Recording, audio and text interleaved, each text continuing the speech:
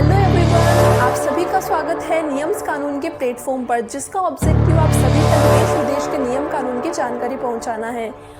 आज के सेशन में हम एक महत्वपूर्ण कानूनी मामला Dhrangadhra chemical works limited versus state of Saurashtra पर चर्चा करेंगे, जो कि इंडस्ट्रियल डिस्प्यूट एक्ट 1947 के सेक्शन 2(s) से रिलेटेड है, जिसमें वर्कमैन की डेफिनेशन बताई गई है। इस सेशन को शुरू करने से पहले हम ये समझते हैं कोई भी पर्सन वर्कमैन की कैटेगरी में क्यों आना चाहता है और किन क्राइटेरियाज को फॉलो करके वो पर्सन वर्कमैन की कैटेगरी में आ सकता है। इसका जवाब ये है कि जब एक व्यक्ति वर्कमैन की कैटेगरी में शामिल हो जाता है तो उनको इंडस्ट्रियल डिस्प्यूट एक्ट 1947 में मिलने वाले प्रोटेक्शंस और बेनिफिट मिलते हैं, जैसे कि आपको कोई जॉब से बिना कोई रीजन के नहीं निकाल सकता, आपके साथ काम के दौरान सही तरीके से बिहेव किया जाएगा, अगर कोई भी विवाद हो जाए तो गवर्नमेंट आपके केस को इंडस्ट्रियल ट्राइब्यूनल को रिफर करेगी, जिससे आपका केस सामान्य मामलों से जल्दी रिजोल्व हो जाएगा, इत्यादि कई सारे प्रॉफिट्स है। इस वजह से हर व्यक्ति वर्कमैन की कैटेगरी में आना चाहता है। आइए अब देखिए सेक्शन 2(s) को।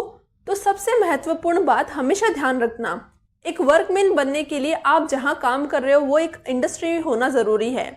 इसके साथ साथ मास्टर सर्वेंट का रिलेशनशिप होना एसेंशियल है, यानी कि एम्प्लॉयर और एम्प्लॉय मिलकर के एक पर्टिकुलर रिजल्ट को पाने के लिए काम करे।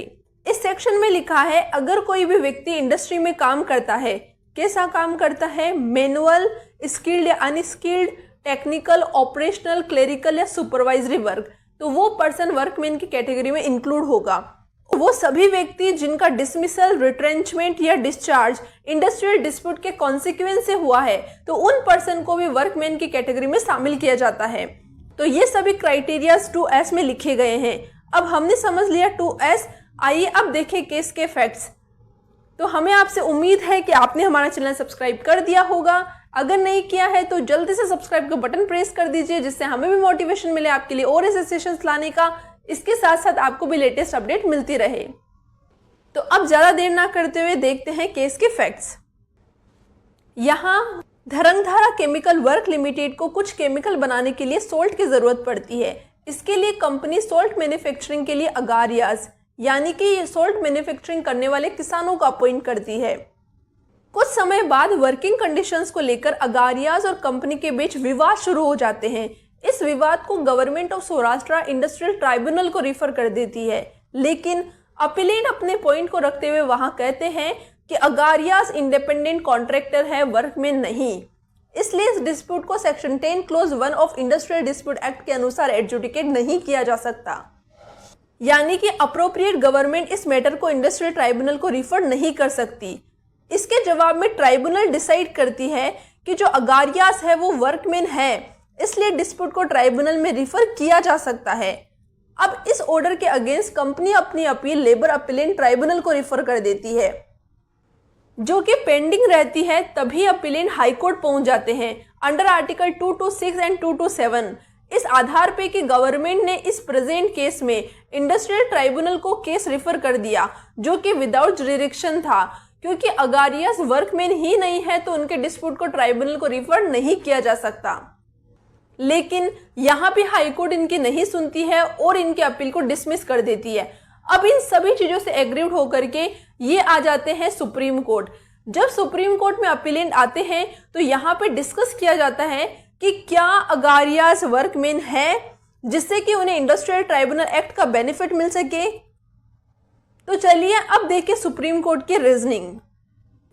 सबसे पहले कोर्ट बताती है कोई पर्सन एम्प्लॉय है या इंडिपेंडेंट कॉन्ट्रैक्टर, इसको जानने के लिए एसेंशियल टेस्ट कंट्रोल और सुपरवाइज की डिग्री को एनालाइज करना है, जो कि कंट्रोल फॉर सर्विस और कंट्रोल ऑफ सर्विस से समझा जा सकता है।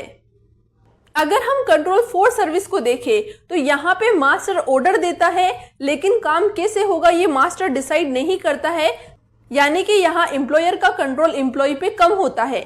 सेकेंड जो टर्म है कंट्रोल ऑफ सर्विस, इसमें मास्टर सिर्फ ऑर्डर ही नहीं देता है, ये भी बताता है कि काम कैसे होगा, यानी कि यहाँ पे एम्प्लॉयर का कंट्रोल एम्प्लॉय पे ज्यादा होता है। इस वजह से जब कोई व्यक्ति कंट्रोल ऑफ सर्विस में इंक्लूड होता है तो वो व्यक्ति वर्कमैन की कैटेगरी में भी इंक्लूड हो सकता है। दूसरी रीजनिंग को समझाते हुए जजेस बताते हैं, जब हम नेचर ऑफ कंट्रोल को एग्जामिन करते हैं जो कि एम्प्लॉयर और एम्प्लॉय के रिलेशनशिप को स्टैब्लिश करता है, तो हमें पता चलता है कि प्रेजेंट केस में सिग्निफिकेंट रोल कंपनी का ही था। सोल्ट मैन्युफैक्चरिंग के लिए जरूरी सामान कंपनी ही प्रोवाइड कर रही थी। इसके साथ साथ काम कैसे होगा, कितना टाइम देना होगा, कितना समय में काम पूरा होगा इत्यादि भी कंपनी ही डिसाइड कर रही थी।